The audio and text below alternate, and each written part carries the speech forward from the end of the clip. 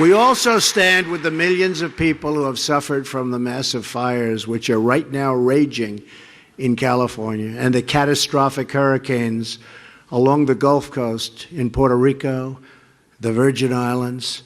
And I will tell you, I left Texas and I left Florida and I left Louisiana and I went to Puerto Rico and I met with the president of the Virgin Islands.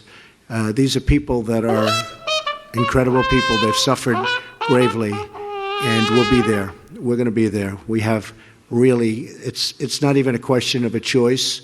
We don't even want a choice. We're going to be there as Americans, and we love those people and what they've gone through, and they're all healing.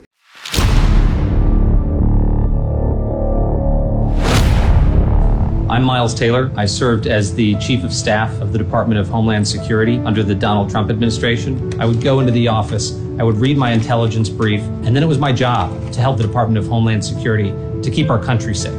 What we saw week in and week out, and for me after 2.5 years in that administration, was terrifying. We would go in to try to talk to him about a pressing national security issue, cyber attack, terrorism threat. He wasn't interested in those things. To him, they weren't priorities. The president wanted to exploit the Department of Homeland Security for his own political purposes and to fuel his own agenda.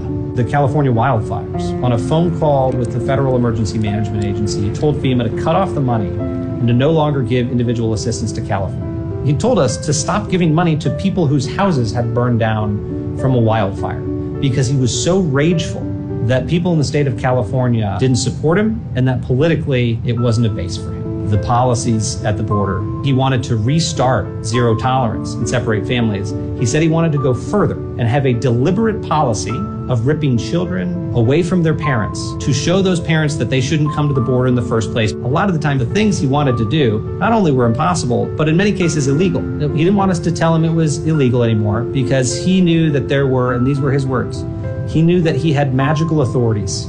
He was one of the most unfocused and undisciplined senior executives I've ever encountered.